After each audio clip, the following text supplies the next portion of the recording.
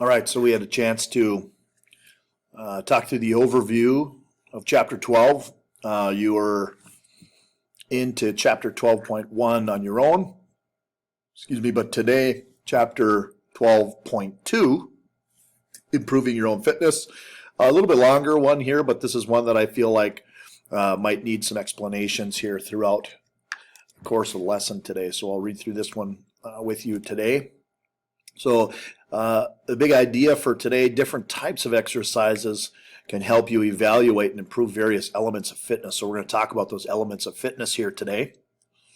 The 5 elements of fitness all affect your health in different ways, and those elements are cardiorespiratory endurance, muscular strength, muscular endurance, flexibility, and body composition. And there's all different ways to improve those elements of fitness.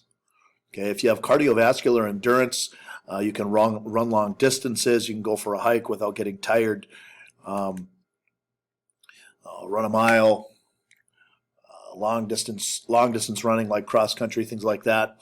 That takes cardiorespiratory endurance to be able to do that type of activity.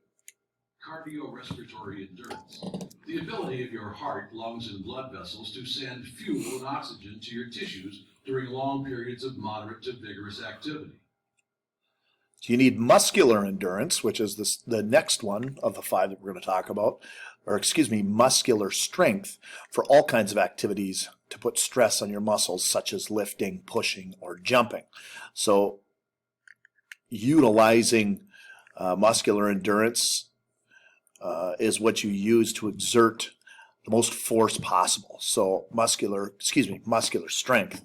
Muscular endurance is the next one. Muscular strength is the amount of force your muscles can exert. So how much weight can you do all at once, or how much can you lift, or how much can you push all at once?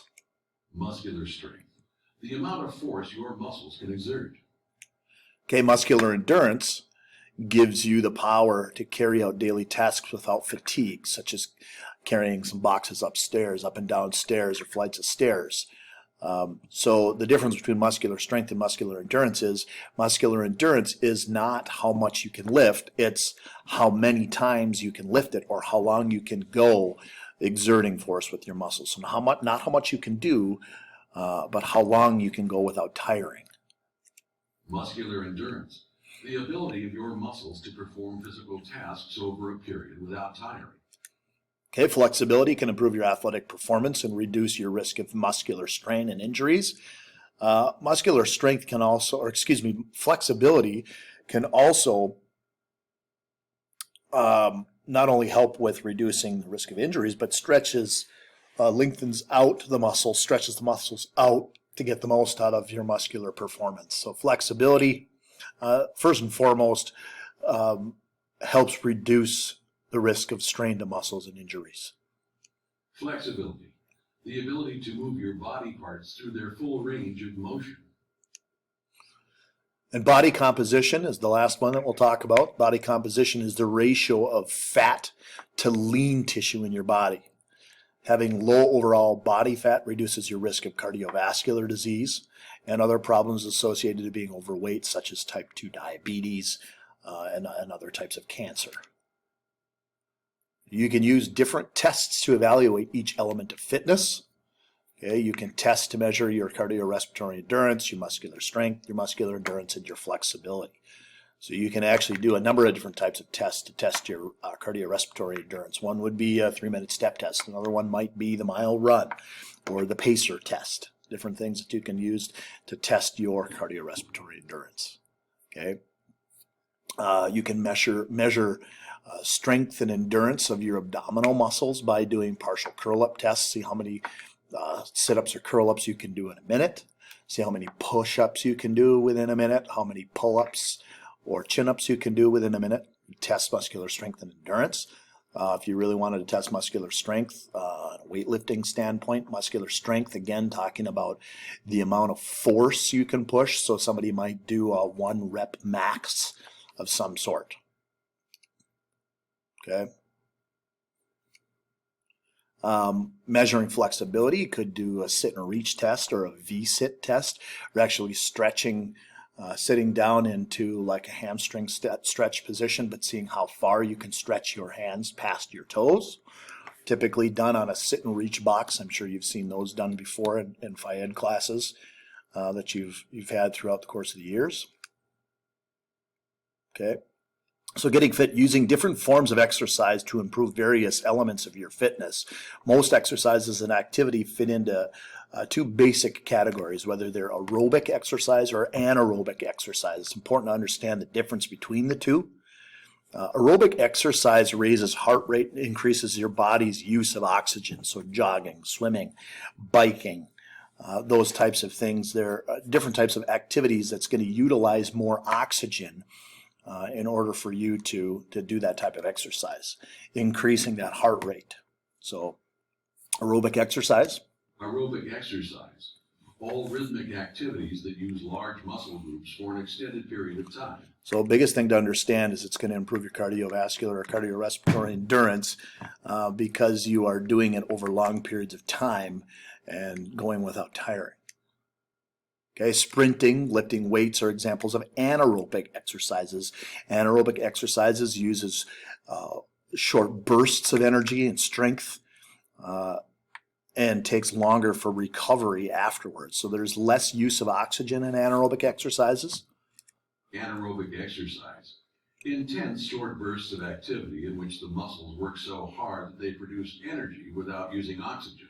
So I want you to think of different sports that people may use anaerobic training or aerobic training for. If we'll go back to aerobic exercise, think of a sport where you're going to need a lot of aerobic training in order to be good at it. Soccer is one. You're out on the field for a long period of time. Cross-country running is one. Or swimming if you're doing longer distance swimming. Okay, anaerobic exercise for sports such as football. Okay, you got short bursts of energy that you're really only going to be utilizing power for 5 to 6 seconds, and then you get 35 to 40 seconds rest between. Okay, so that's an anaerobic exercise sport that you would use anaerobic exercise for. Improving cardiorespiratory endurance. Aerobic exercises are going to increase your heart rate, pumping more blood throughout your body. Over time, your heart and lungs are going to adapt to the demands of by being aerobic activity by working more efficiently. So in order to improve that cardiorespiratory endurance, you're going to do aerobic exercises. That's going to train you to utilize, to work out for longer periods of time, higher intensity. Okay, anaerobic exercises improves muscular strength and endurance. Okay, maybe lifting weights, maybe doing short bursts of training like sprinting, things like that can increase the power that one uses force for. Okay, improving muscular strength and endurance. Ways to use resistance to work your muscles. So there's 3 different types of exercise. There's isometric exercise, there's isotonic exercises, and there's isokinetic exercises. Isometric exercises uses muscle tension to improve strength with little or no movement of the body parts. So an isometric exercise would be you holding your force in a static position. Okay, if you're doing, I want you to think of an exercise where you're holding something in a static position like a plank. Okay, you're holding your body position and using your body weight and holding it in position. It's isometric. Okay, isotonic exercises combine movements of joints and contractions of muscles, building flexibility and strength, maybe lifting free weights. So you think of different types of exercises where you're actually going through a range of motion. So you're doing like a dumbbell curl. Okay, you're going through a flexion and extension of the muscle, but also utilizing your ability to balance that with you're balancing out that type of exercise yourself. Okay, isokinetic exercise, you're doing similar things where you're going through a range of motion, but there's actually a type of machine that controls your range of motion. So going back to isotonic, if you're doing a bench press with a barbell or with dumbbells, you are having to balance those weights by yourself, okay? And forcing your body to go through that range of motion, so that you go through the proper range of motion. If you're doing isokinetic exercises, the machine really forces you to go in the direction that it wants you to go in. You're still using force to push and pull things, but the machine has controlled ways of having you go through it. So say you're using like a bench press machine, you can't push up or push down. It only allows you to push straight out. So it's a controlled movement. Okay. Improving flexibility, stretching exercises improve your flexibility, your circulation, your posture, and your coordination. They also reduce your risk of injury during activities, and that's probably one of the biggest and most important things to think about. Weight-bearing exercises work with gravity and are good for strengthening bones as well. Strength training, walking, aerobics, and dancing are all weight-bearing exercises that require a significant amount of flexibility. So went through this rather quickly because there's a lot of slides, and I wanted to make sure that I didn't get stopped because I only have 15 minutes with this particular Screenomatic screencast here, but